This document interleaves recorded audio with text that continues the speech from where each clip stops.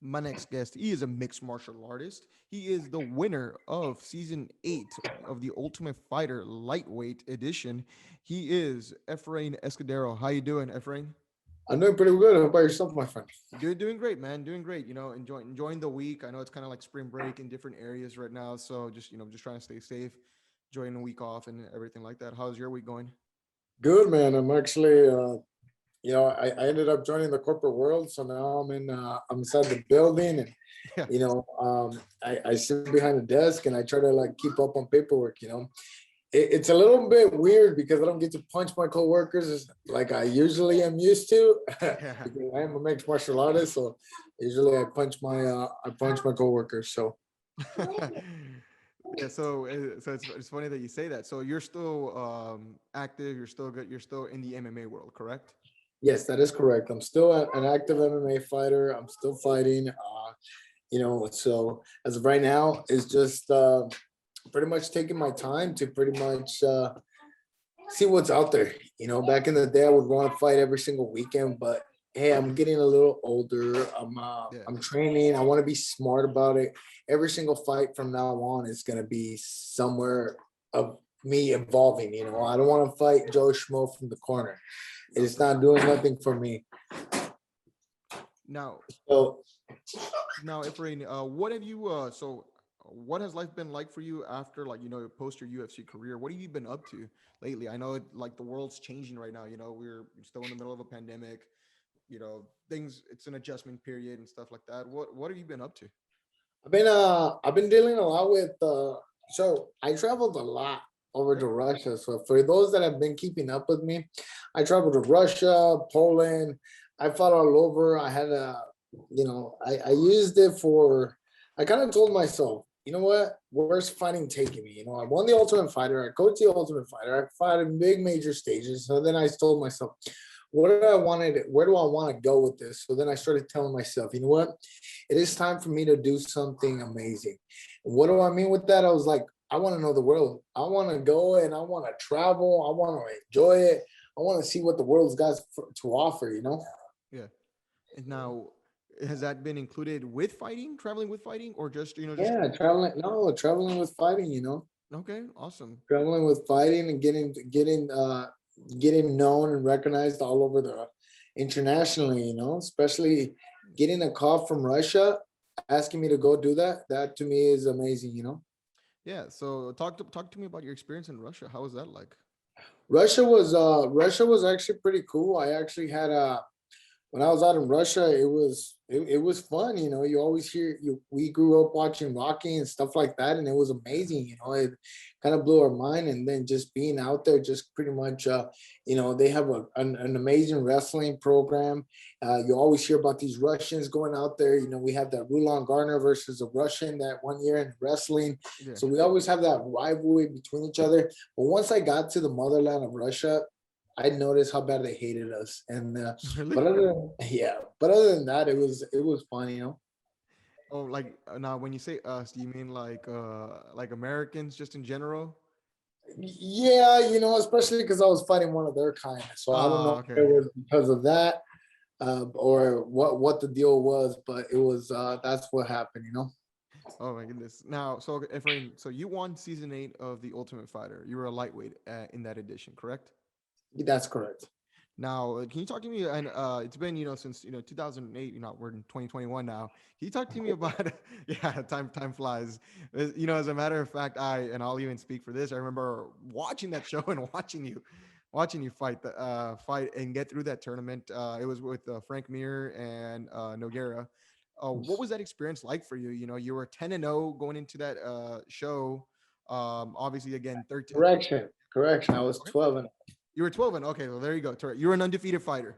yes, You're an sir. undefeated double digit fighter going into that tournament. Can you talk to me about your experience there? Is there a lesson that you took that you learned from that time that you brought to you to this day? Yeah, we all go through ups and downs throughout life, and usually we have goals and dreams and aspirations we want to achieve. One of the things that really makes pop an eye out for me when I was on the Ultimate Fighter, it was just I was that hungry kid. I was still 21 years old. I was hungry. I was gonna outwork everybody. I didn't care what was to come, you know. So throughout my whole life, you know, I've had to deal with situations on my own. Yeah. Pretty much like led me to understand that if you have a game plan and you have a strategy and you have the right people around, anything is possible. I'm just a Mexican kid from the hood. I Yeah. grew up with nothing and I ended up winning a reality TV show. Like that's unheard of. That first of all, I'm the first Mexican ever born fighter to have a UFC contract. So that was even a bigger stage for me. Yeah. So now let's take it back a little bit. You know, in life I've had some to deal with some different types of emotional roller coasters, I would call it. Okay.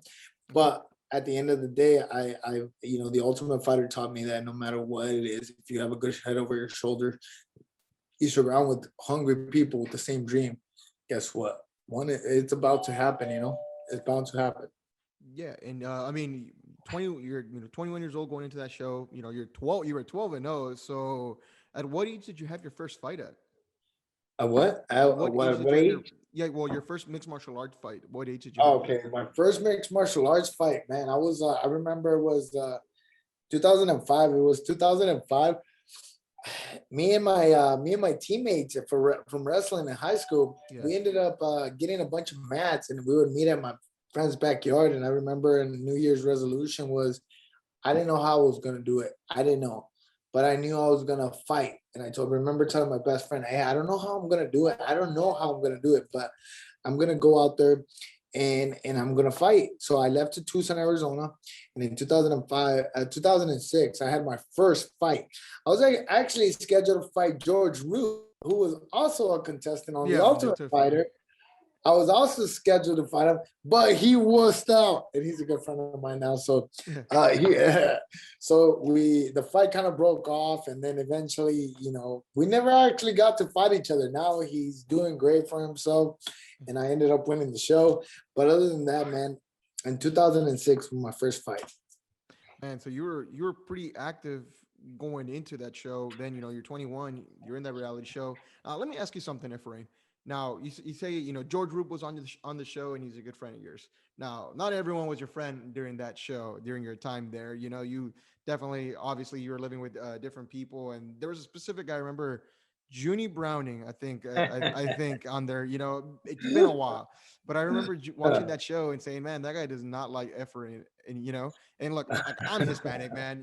I was riding with you throughout the show, but then and I'm like seeing this guy, and I'm like, man, what's up with this dude, man? What was dealing with that kind of situation throughout your time on the show? If you can You shed know some light on what? that. You know, so everybody knows that my father passed away a couple weeks before me going on to the show. Yeah. So he actually promised me that, promised him that no matter what happened, I was gonna be on that plane and heading out to the show.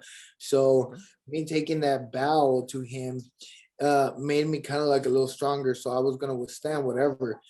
During that time in that area, you know, you poked my buttons and I was swinging at you. You know, I didn't care who you were. You know, like Yeah. so the fact that I had a good head over my shoulders and I had some good teammates around me. But Junie Browning, you know what? They made him seem very bad, but if you actually cut it down, everything that he did kind of like goes down to 2 weeks, you know, like Yeah. 2 weeks time. That was all the fiasco things that he did, you know. Other than that, he was normal. Okay, so they definitely like overplayed that and kind of like dragged it out, I guess, is what you would say. Yeah, well, not really. You know, he did. He would get like these spasms like once a week or something. You know, and Yeah. and it was cool because he made great TV. Yeah, well, yeah. I mean, it was entertaining, right? Yeah, oh man. And then at the end, you know, so Junie Brown, if you're watching this, I want to say thank you, man, because you still to this day I get people saying thank you for beating up that guy. So you helped my fame, man. Yeah, I remember that because you beat him in the fight to get to the finals. Yes, sir. I remember you submitted him with a choke. Don't Yes. don't know the exact term, but I know you submitted him with a choke. It was a Yeah. gnarly one on there. Doris choke. Yeah, Dars. There you go. So It was a good ending, I guess, to that show. Then obviously for you, you were able to win. You were able to win the contract and stuff like that. Now for you, Efrain, was it awkward living with people that you were gonna fight? And I always ask this question to people that come on the No, show. no, not at all. Zero awkwardness there. I come into the show, Yeah. and let me give you a breakdown of the show itself. Okay. Week one, you're super happy. You don't know anybody on the show, so you're super happy. You're stoked. You're like, you know what? Um, like you guys are talking, you guys are getting along. Week two, the surrogation already, because now it's your team versus my team. I Okay. don't want to talk to you. I don't want to give you your secrets. Week three, I've heard everything you got to say, and I know you're BSing. Oh, So it's I don't even okay. want to talk to you. Week four, well, almost most of half of the guys have lost. So all they're doing is getting drunk and you know, and then week five, you're just like, man, I want to get out of here. And then week six comes and you're just like, I can't wait. I just want to fight and leave. Oh my goodness. What's the and I just, you know what? And I've never asked this. I've had people that have been on the show. What's the first thing you did when that show was done and over with, and you can go back to the world? I remember I swear to you, I struggled for like 4 days. I Okay. swear to you. I had locked my phone before I went on to the show. Okay. So when I came out, I didn't know the password. And it was before fingerprints, it was before face recognition. So I'm there, I'm trying to call my mother. And I'm like, I don't know, because we haven't had a phone for 6 weeks. So I don't Yeah. know the password. Yeah. So the first thing I did was made that my priority. And then just talk to people, just being away from everybody, not being able to talk to anybody. That was like a little hard. But you Yeah. know what? Being on the show, just being away from everything, actually just being away from my phone and saying, all you're gonna do is just train. For the next 6 weeks, all you're gonna do is train and chill. You're not gonna talk to anybody, you're not gonna zero distractions when it comes to TV, books, radio, everything. Easy. And I believe that thing just made me even hungrier. I get you. Now, did the UFC took good care of everyone throughout the show? We had everything. We had this room called the request room. Okay. So if I wanted anything from that room, I would grab a pen and I would go write it, and then I would leave it. And then in the morning, I would show up and it was there, whatever it Easy. was. Yeah. Damn, that's nice on there. Now, how can you give me any, like, I guess your personal opinions or feelings towards like the your UFC career, because you had three different stints, correct? Yes, sir. Now, I believe that. what Okay, was that? so my first think was the best one, I believe. Okay. Best one because I was still hungry, but then all of a sudden I had yes people around me. What do I mean with yes people? Yes people were the people that like I was a broke ass college student, and then all of a sudden you gave me money. Guess what I think I did. There was times where I had not money to even pay rent, or I was living on a Jack in the Box diet, or Yeah. top ramen diet. I was in college, I was hungry, and then all of a sudden you give this kid all this money. What do you think that kid is gonna do? Some would say start spending it, sir. Yeah, well, that's what I would do, and I kind of like separated myself from the the friends that I have now. I wish I would have had them then because I probably would have owned a couple companies now. I would be financially stable for the rest of my life. But I believe that during that time, it just taught me a lesson. I'm not ashamed of what happened. I think that it's made me a stronger person, and I see what happens. Yeah. Now, the second time that I came in, I was I was kind of like being now I was a yes person. They needed somebody. If it was for a paycheck, I would jump on them, because I was supposedly training full time, which I wasn't. I always been that naturally gifted individual that can actually hold my own with a lot of people without having to put in a lot of work. Yeah. And I kind of cheated myself. Now on the third one, it was probably my worst one due to the fact that I was going through a custody battle, stuff like that. Yeah. So my mind wasn't there. The UFC was calling, my mind was just not there. It was just horrible. And then, that's why I made the final decision, because I'm training now. I train. I come to work and yeah, this is my office, but every morning at 6, I'm running. So you can have a camera follow me without me knowing, and you will see it. There's some times where I don't, but for the most part, I'm running every single day, Yeah. every day. And I moved up to 170. So I know I have to bulk up. I know I gotta do a couple stuff. Unless I head back into the UFC and I'm able to like do that, then I will go back down to 155. But if not, I will stay at 170. uh, I'm still sparring, I'm still training, and I believe that now I'm not just jumping on any fight for a paycheck because I make pretty good money. Yeah. I my bills are paid, my kids are happy, I'm happy, and I believe that this, if you guys watch me fight, this is the fights that are gonna matter because every single one of them, you're gonna see me moving on up. It's not just to do it for a paycheck. No, no, definitely on that sense. Now, who are you training with now, Efrain, if I can ask? Right now, I'm training at MMA Legions, Okay. at Legions MMA with Daniel Madrid. He fights for Bellator, and Coach Mario. So we're all out there. There's a bunch of guys, and one of the things I love it. There's not a lot of superstars, but there is those hungry kids, those Yeah. ones that are coming out, those up and comers that they don't care who I am. They Yeah. want what I once had, and they want to beat me up, and they want to make a point. And those are the people that I need to be around. I need to be around wolves. No, definitely, definitely. Now, you're a fan of MMA, correct? Yes, sir. Yeah. First and foremost. Yeah. Now, is there a specific fighter that I guess you idolized a lot, or you were just a huge fan of? Coming into the sport, I came in the early ages. I came in with Chuck Liddell, Tito Ortiz, Yeah. Oh, Minotaur Nogueras, the Randy Couture's, the Jens Pulvers, the Matt Hughes, the BJ Penn at his prime.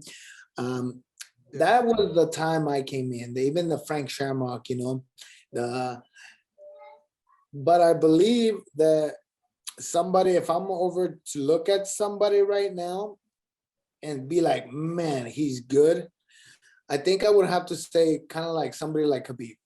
Okay. Khabib's never lost his roots, and he is crazy. And some of the things that he does, I just don't understand. It's crazy. He's just a weird individual. He has phenomenal wrestling. He has phenomenal everything about him is great. Yeah, and he's a very disciplined fighter. He's Oh really yeah, man. He's very. man. I just saw his coach post a video where they're like actually training, like everybody, all the Russians. Like he's the head Russian guy, but man, they're crazy. They will go. Yeah, I feel like the UFC is getting a good like amount of like Russian fighters going into this, and Yeah, I well, mean, that's the feeder right there. That's yeah, the man, feeder. and they all look like killers, man. They all look like killers. But Yeah. now, like for me, like my introduction to MMA was around the Rich Franklin era, where he was a middleweight champ. Again, Liddell and Ortiz, Liddell and Couture were going at it. Ortiz and Shamrock, so definitely I know what you're talking about when it comes to that time in the UFC. What do you think of Anderson Silva? Anderson Silva in his prime was one of the best guys I've ever seen. I He agree. was methodical. He was amazing. He had great kicks, his boxing, but one day he just caught up. The era catches up to everybody. Remember everybody used to talk about Roy McDonald being the next GSP. Yeah, He's been having a little bit of yeah, a rub, but other than that, he's been losing to the top contenders, and that's it. But yeah. I believe that Rich Franklin, he's great. He was a great individual. And then, well, Anderson was able to just, I remember watching that fight, man. It just Oh broke my man. heart, man. Oh, I fought in that fight card. Oh, you When fought on that fight card there with yes, the first time or the second time? I'm the assuming the first second time. time. Oh, the first time? No, first time. I fought on the first time when they fought, and then I had knocked out Cole Miller during that fight, and I was like, man, I'm gonna get a bonus. That looks cool. And then here comes Anderson Silva and takes everything away from us. Starches it, man. Oh, that was very for me. Like as a fan, that was very hard to watch. I think another time. The thing about Anderson Silva, and like I'll say this, my dad, me and my dad were like, would watch it, right? No hate or anything like that. But we're like, man, we really want that Anderson Silva guy to lose already. Like, it's just, we're tired of him winning so much, you know? And I remember him fighting against Chael. I'm like, oh, you know what? It's finally going to happen. It's finally going to happen. He's going to lose. And Two then you see minutes Anderson catch before. him. What was that? Yeah, it was like 2 minutes before. Yeah. It was like 2 minutes Yeah. before. And we saw that. And my dad and I were just like looking at each other like, what the hell just happened? Yeah. And so it's crazy, man. And Anderson Silva is just a completely different animal. Oh my goodness. Now going into the UFC as we're going into later parts of this month now, UFC 260, huge card in my opinion. There we have Francis Ngannou taking on Stipe Miocic. Stipe is going to be the rematch. Stipe dominated that first fight, man. Man, can you give me a thought on that fight for you? Man. Okay. I don't think Stipe will be able to take him down like he did on the first one. Okay. I just don't think it's possible. Francis Ngannou grew a little bit since the last fight. Yeah. He got a little better, so I 100% of the time think that Stipe is gonna try to rush in for one of those quick shots, try to get close because you don't want to get hit from Ngannou.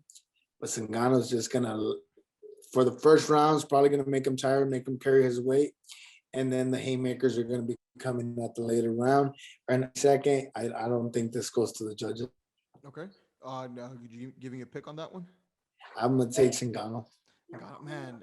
So you know what? Here's the thing, Efrain. You're the fighter here, so you're the one that'll give me like the input on this. I think that it's hard though when I look at Ngannou and he's just starching everyone, man. He's won 4 in a row. He's finished all the fights within the first round. You Do know, you learn though? not really, but do you have to? I mean, yeah, but so like my thing is, and like a lot of people are telling me, okay, Ngannou's got this, Ngannou's got this, Ngannou's got this. I'm telling people, okay, well, let's see what happens if they get past, the first round. I think Stipe has a legitimate chance to win this fight if it goes Yeah, past the second round. yeah, yeah. No, I think like You think okay, so? Francis. Well, I see where you're coming from. Okay, so if like I was watching one of these things that says, let's add the whole time. The whole time adds up to less than 1 round. Yeah, yeah. Like if you add time wise, time frame, he's finished 4 fights within the 5-minute round. So you start looking at this now. You're basing it off of the whole situation of can he go extra rounds? He's never had to. Yeah. But inside the gym, you're working to go 5 rounds.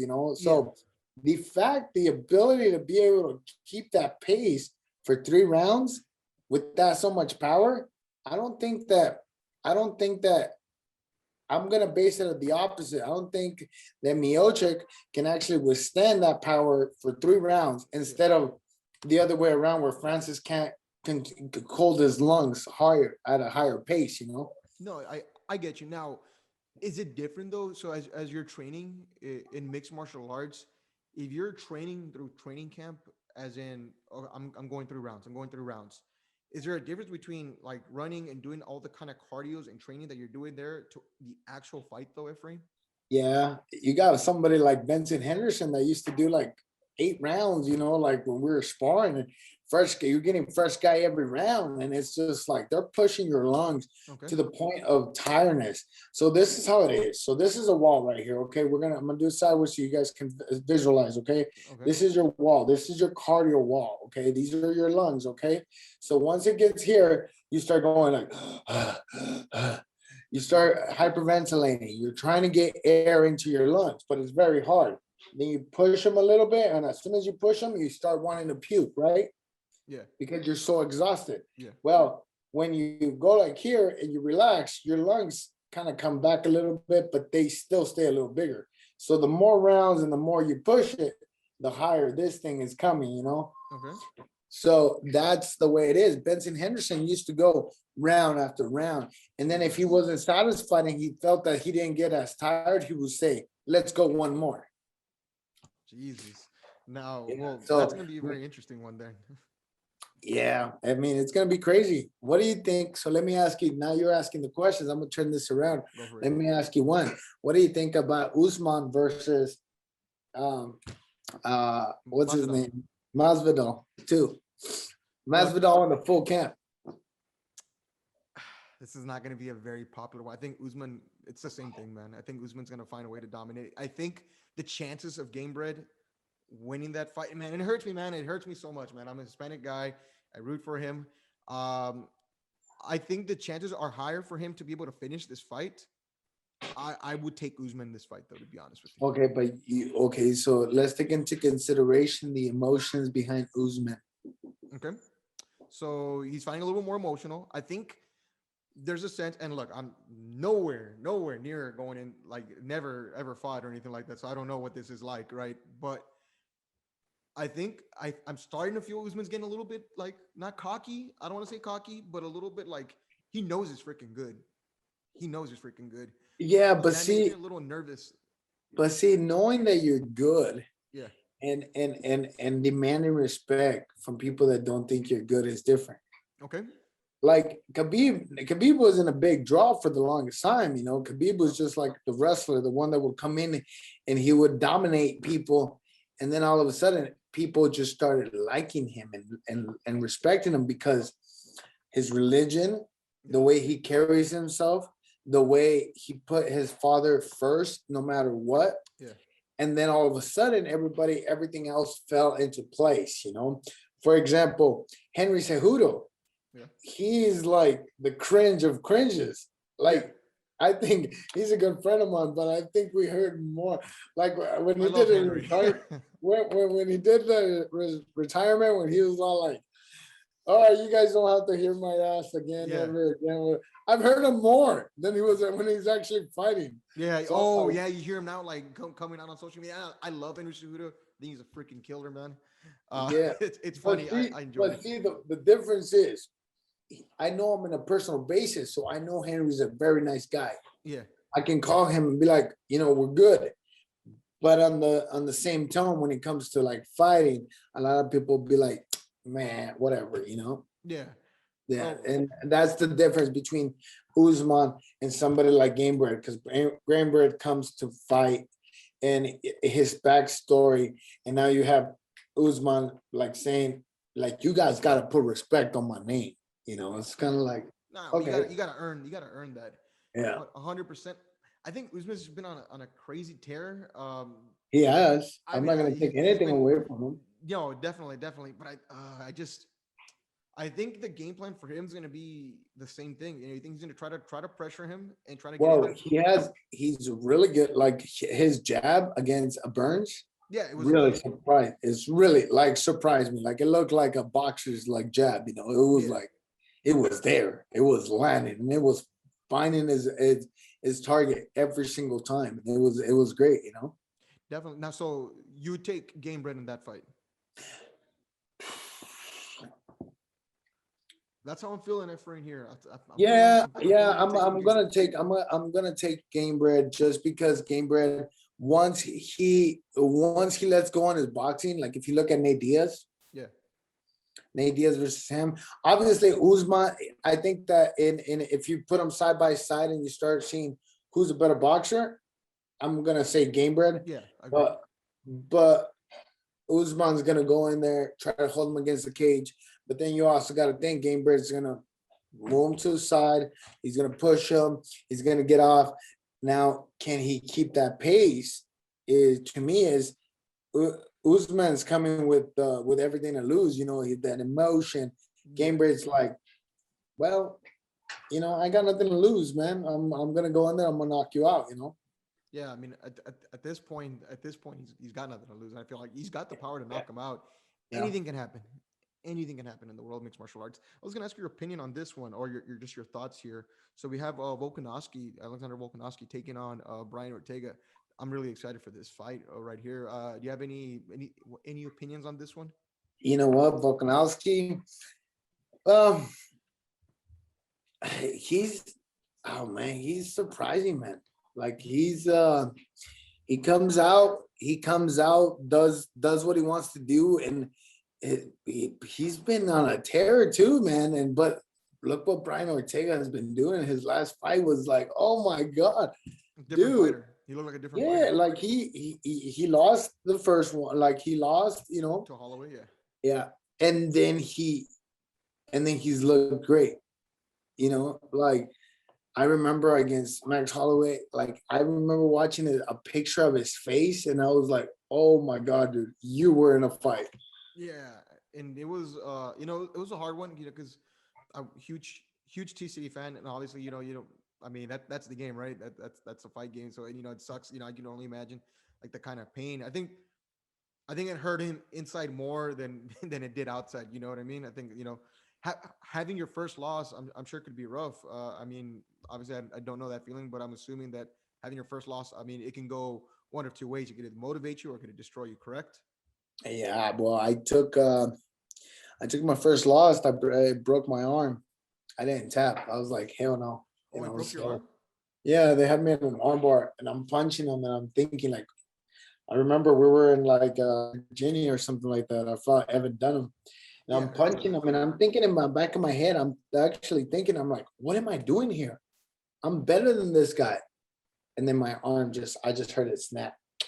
Oh my goodness. And then as soon as I heard it snap, like they stopped the fight because the ref saw it. Jesus. I mean, now what's your mind process after taking your first It loss like was that? well, first of all, Okay. I didn't care about my arm. That was gonna fix. That's not the first thing that goes through your mind. Okay.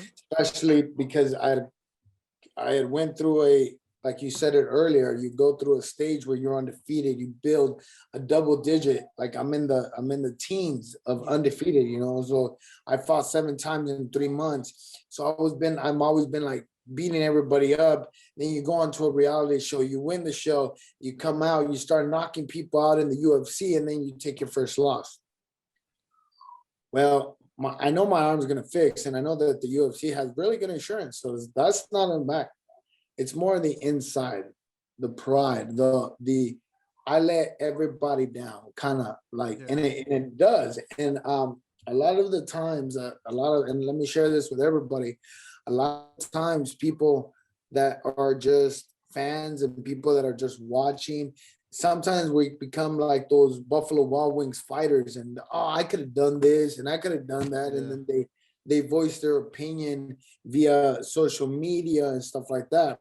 Well, just put it this way: we're fighting for our families, we're fighting for ourselves. We have just put 8 weeks, and some people are like, oh, and they see you and they're like, oh man, I lost $20 on you, and I'm like, well, man, I just lost half my paycheck, which Yeah. was that much. I just put everything on the line, and I let my teammates down, I let my family down. Now I have to like try to like work better so I can, get to work it faster. And then it just adds to me. No, no, no. Definitely. That sounds. It's. I mean, it's tough. It's tough, and I mean, it's a lot of. I think people don't understand that it's tough. it, Like. it it's a 100% tough game. And a lot of people, for example, like, there has to be a balance, man. There has to be, like, yes, we like to judge, and we always do, because sometimes I even catch myself too.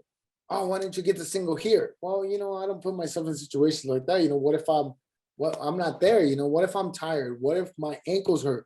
Now that these calf kicks are becoming so popular, like, my leg's tired, so now I can't even shoot my right side. So Yeah. now I try to be an unjudgmental individual when I watch fights. And I especially do not like to poison my opinion when it comes to, after, don't kick, like, we all heard it before, don't kick anybody when they're down. Yeah. Well, guess what? When they're down means they just took a loss, especially because Yeah. you start, first of all, their emotions are all wrapped up and all trying to like act tough and be like, no, I'm good. And they're all like bunched up in jars inside your body, and you're like not wanting anybody because you don't want to let them know that you're sad. Yeah. But then at the end of the day, you're just like, you find times to be alone, and then you go through social media, and there you see it. And those are the ones that sting more, that the fans. So guys, to all of you guys that are watching out there, be very understanding that this is a tough sport Yeah. and anything can happen at any single time. It only takes one punch to change the whole fight around. So just be respectful of what's going on, and if you lose the $20, hey guys, you're gambling. This is a gamble. So we are too. No, it's not so crazy, Efrain, but so I think a couple years ago, like I've been a huge MMA fan, since I could remember. And I was telling one of my friends, like, man, oh, he'd ask me questions like, oh, he thinks he's gonna win this fight. Oh, I hope so and so wins, but I told him it even makes me feel bad saying I hope so and so wins, because when I say that, I feel like I'm saying I hope that other person loses, and Oh no, like you know what I and mean? don't feel that way, because we as fighters get motivation out of that. Yeah. Because you say, if I was to hear you say, oh, I hope he wins, I want to make you sad now. I want to make you sad. That's motivation. Some people kind of be like, oh, they'll take an offense to it. But what I do mean is, if you do happen to lose, don't like tell Take your it on the friend, chin. damn it, I shouldn't have lost. But like I just lost. But don't put it on social media. Don't take it upon that, because remember, guys, this is a career. This is a sport. Just imagine if you, for example, you do your podcast, Yeah. you do anything. What if you're at work and I'm just coming to you every single day at work and be like, ha, you're not very good at what you do. All right. And Yeah, then you the work leave. week. Yeah. You're kind of like, man, it gets discouraging, right? Yeah, for sure. I mean, for sure. Yeah. Anyone that tells you no, I mean, for sure, for sure. Yeah. What I was gonna say, what I was gonna say though, I 100% agree with you. I remember watching, and I'm a huge like Max Holloway fan. I really like Max Holloway. I like the work that he does, and seeing him win. He came back with a huge win. It made me feel better for him, like especially like with like Calvin Cater, who's a guy I again fan of too, and it was his opportunity to get on the big stage, and then like seeing that like a loss like that. I mean, that one was like, man, like like it stings me. I can only imagine these men and women that are going out there putting it all on the line. You know what I mean? As for their career. Yeah, I had an opportunity to train with Max Holloway. Like, I know him on a personal basis, and we got to hang out, and we sparred. And believe it or not, he's a 145er, but man, his punches really hurt. He's real crisp, Like man. like he hits hard, like very stiff. Like you feel a lot of the bones. There's some people. There's three types of people that I felt. I felt power where it's like brutal power, where somebody's hit me before and I'm just like boom, all right, don't hit me again. Like that hurts. Then I feel the whole where they hit me and it's just like it doesn't. It's like if you're getting hit with a paddle where it's just leaving welts. It's just like, man, what's going on? And then there's like those ones that are like super quick that boom hit you and you're just like, all right, get over here, little kid. Like kind of like a fly. You're just Yeah. like, ah. So Max Holloway is between one of those like, don't hit me and paddle work, like kind of like those hard, Yeah. but kind of like not too hard, but it's just kind of like, okay, what was that? All right. You're 145er, he surprised people. No, no, for sure. Now, so let me get your thoughts on this. What did you think of that second fight with Volkanovski? Mm, I thought he won. Okay. You thought he won? I'm gonna be honest Like with for you. real. Like I don't know what the judges were looking at. So here's the thing. So I was watching that fight, and unpopular opinion, right? I was telling one of my buddies, I think Volkanovski won that fight just because of the fact. Okay, like straight up, Holloway won that fight in my opinion. But I was telling my friends, I think Volkanovski's gonna get the win because, first of all, I think Volkanovski won that fifth round at the end. And look, again, I don't know how judges work. I don't know how people see it, but in the times that I've seen a fighter get screwed over by the judges, usually they end up losing the fifth round. And usually, I guess you could say Yeah, like the fight was kind that, of that like was it was that a I hard one. once I saw that I was like, that was a hard one to swallow for me Yeah. as a fight fan and as a fighter itself, because I'm Mhm. like, man, what like man, that was a all out war, and I don't know, man. No, I it don't left a know. sour taste for sure. I think Yeah. that like obviously, I hope there's a third fight. Volkanovski got away with it and won. So he deserves to be able to defend the belt against someone else. But I feel like they should definitely run it back if he's They're able gonna to run get it back. through. or They're gonna Ortega? run it back. They're gonna run it back. They're gonna let Volkanovski have one more. Watch, they'll run it right back. No, so And then Max Holloway's not going anywhere. yeah, for sure. Do you think Volkanovski gets through Ortega though? I think that's a tough task. Not. You know what? After like seeing Ortega kind of go back to his roots, because like what you guys don't know is that Ortega's jujitsu is Grade amazing. A. Like that guy is crisp. He's great off his back and on top. And then when if he can go in there and wrestle him and withstand the wrestling part at the beginning of Volkanovski's, like, because Volkanovski's not gonna want to go trade. Yeah, for sure. So yeah, so as soon as it goes down to that point, like Ortega must turn it up. He's gonna have to meet power and strength and like technique for technique. So I you know what? I'm gonna take Ortega on this just because he's one of those like I like Ortega. white Mexicans. It's like Do you think that? Do you pay attention to the Bellator guys? somewhat. Somewhat. Do you know Pitbull, the Yeah. 145 champ Pacheco, there? Patricio. Yeah. So I had Jason Suarez here last week on the show, and he's signed with PFL right now. He's telling me that he thinks Pitbull would be able to go through Volkanovski pretty easily. What do you think? Yeah. You think so? Yeah. Yeah. Yeah. Okay. That's not even it's not even a debate there. Okay, start categorizing. So the way you look at it is break down a fighter. Okay. But power for power, who do you give? Pitbull. Pitbull. Jiu-jitsu for jiu-jitsu? I'd probably give it to Pitbull, to be honest with you. Okay. Wrestling? Pitbull probably. Okay. Let's just give Volkanovski that one. Okay, I'll give him that one. Okay. I think he's strong. Now, power for power. If you can't withstand the power of somebody, what do? You're gonna try to go down. Okay. When you go down, what are you gonna do if you can't jiu-jitsu or maneuver him?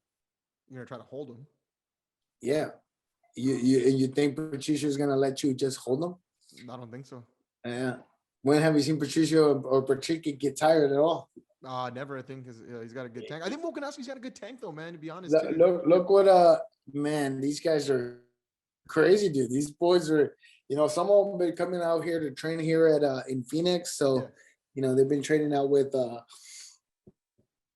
Henry and all those guys here at Fight Ready. So I think they'll be. I think he'll run through them. They do champion versus champion. I think Pacheco wins. So very interesting point right now. So, and I having a conversation with a colleague of mine. It would be interesting to watch a champion versus champion, like a promotion versus promotion. It would But never the happen. UFC, yes, but the UFC would never happen. Now, tell me if I'm wrong. You can tell me straight up you're wrong. I don't think it would ever happen because Dana wouldn't want to risk his champion falling to a lesser, like a champion from like a lesser promotion. No disrespect to Bellator, but they're like the UFC's king in that sense, Yeah, right now, I mean, they would never, it would never happen. It would never happen. First of all, Is that because truth though? yeah, Okay. I mean, because it would devalue. Like, then right now they keep telling us each other, like, oh, the UFC is the best, Bellator is the best. But it's your imagination. You're gonna make the judgment on that. Okay. But then all of a sudden, if you actually have them fight, And somebody wins. then you're gonna be like, they will put a lot of pressure, Yeah. First of all, it's going to put a lot of pressure on the fighters. It would put a lot of pressure on the promotion because now for the rest of your life, let's say I'm fighting for UFC and you're a Bellator fan. Yeah. For the rest of your life, you're going to come to me and you're going to say, even if it's my son fighting in the UFC later in life, you're always going to be like, why are you with the UFC? Bellator is better. Bellator's better. Or, People yeah. characterize that. So all of a sudden, the UFC would never allow that to happen. You're right. No, you're right. That's what I always And if it does happen, it wouldn't happen with any promotion, cross promotion. It would probably just be like a exhibition match, like outside of any of them. They'll probably be in the background, Yeah, shout out to my boy Greg on that question there for that one. I mean, I told him I don't think that's exactly why it wouldn't happen It from would that never aspect happen. for sure. Now, question. So your thoughts. So you have Ortega in that matchup now. Is there anything you're looking forward to through like the UFC product for the year 2021, Efrain, as we're gonna start wrapping it up? Um, what do I have? There's a lot of good fights. I want to see. I want to see how John Jones holds up Yeah, in the heavyweight division. Um, I want to see how Adesanya bounces back from his first loss. yeah, yeah, for sure. I want to see, due to the fact that my little brother's Calvin's, so Calvin, see how he does against Whitaker. Oh my God, I'm so excited for that fight, man. Oh, Yeah, so I want to see where it leaves Jared. Well, if Calvin loses to Whitaker, Jared versus Calvin would be the fight to make after that. Cannonier. yeah. Um, and then, believe it or not, I'm very intrigued to see if if if Khabib would come back. Okay. I think it's all over the place right now with like rumors and did you see his tweet yesterday?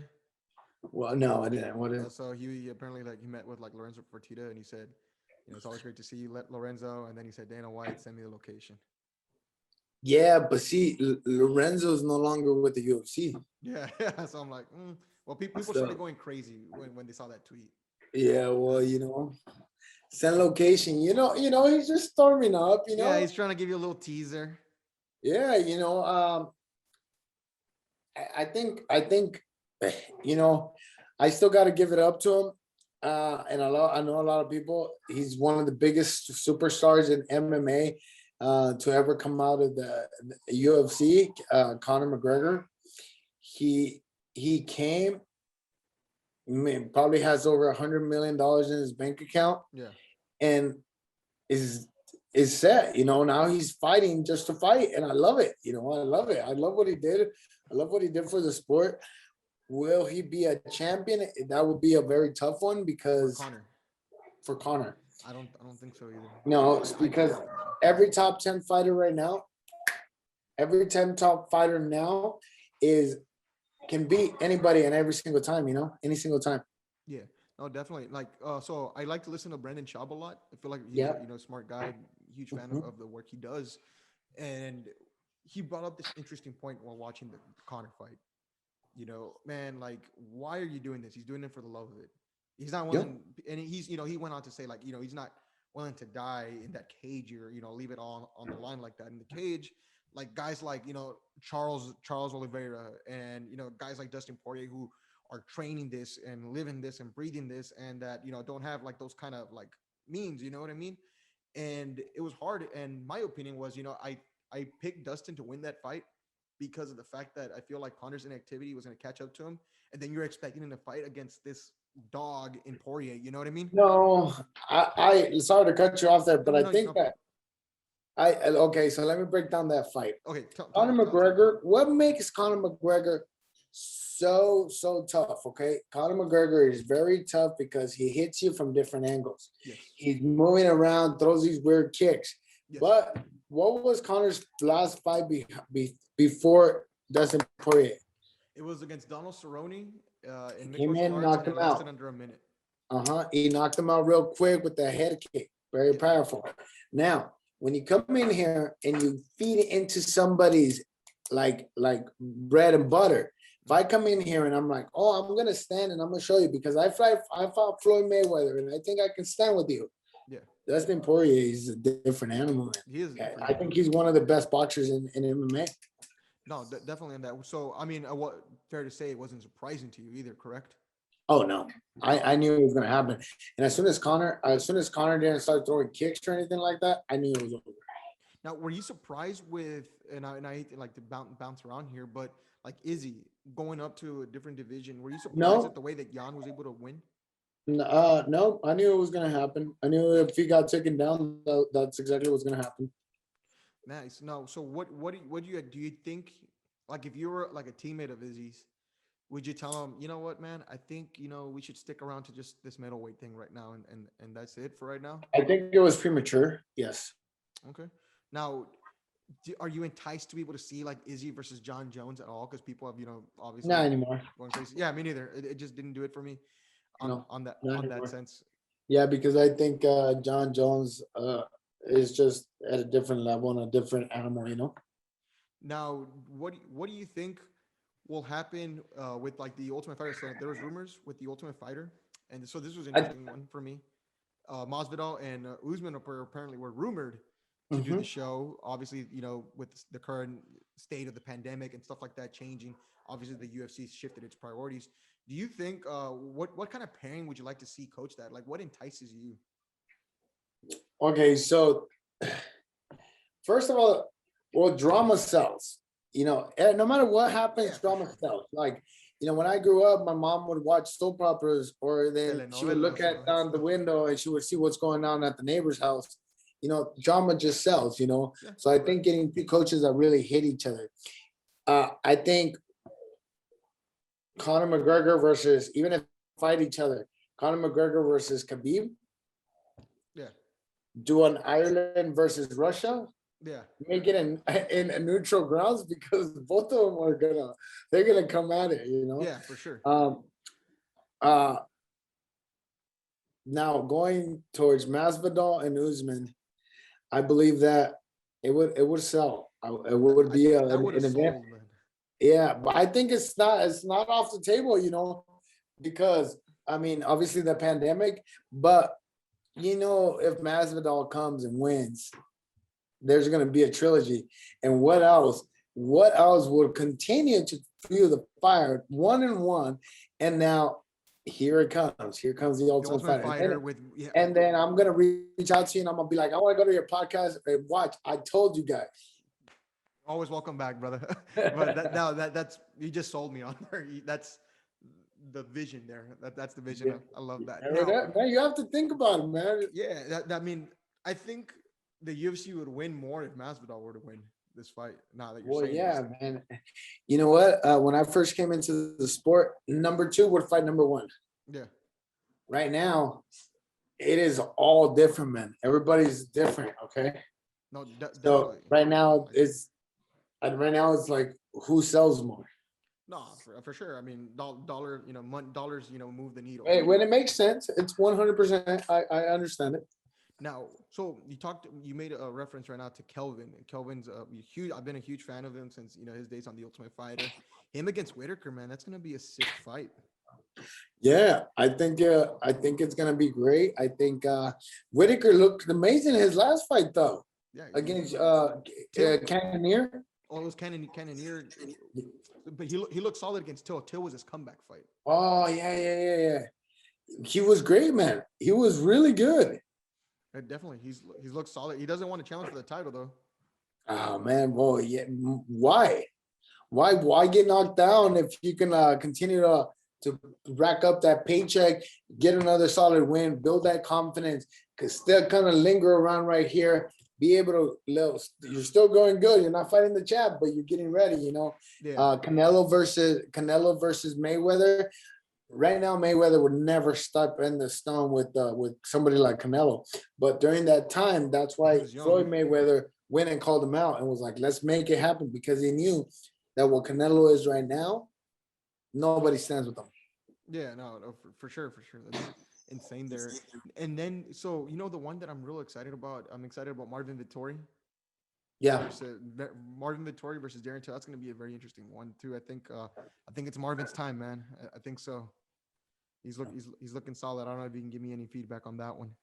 Not really, man. Not on that one though. Now, okay. Also, Tracy Cortez is fighting. She'll be fighting in about 4 weeks, I believe.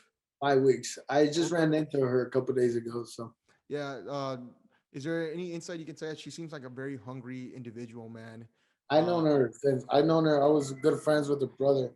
So other than that, no, man. I just think she's a hungry kid coming up. She's gonna make waves. She has all her potential to be up on tops. So other than that, I just want to see her bloom. As a fighter. she looks like she's definitely got, like the it quality, as far as like the potential to be able to succeed and get to as far as she wants to in the world of MMA. Anything else before we sign off, Efrain? Anything else? Any thoughts? Any message you want to send out I to just the want to audience? let everybody know, thank you. This is my career's not over yet. I'm still fighting. But I have a desk job now, and I want to give a big shout out to everybody out there that's been helping me. I want to give a big shout out to my boss, to everybody. And if you're looking for a job in Phoenix, let us know. We got you. No excuses. But other than that, guys, train hard, go out there and enjoy it. I know there's a pandemic, but make sure you stay safe. If there's somebody that loves you, out there and be yourselves, okay? Awesome. Thank you, Efrain, for joining us today. For everyone listening on today's show, I appreciate it. Y'all have a safe weekend. I'll catch you later, guys. Goodbye.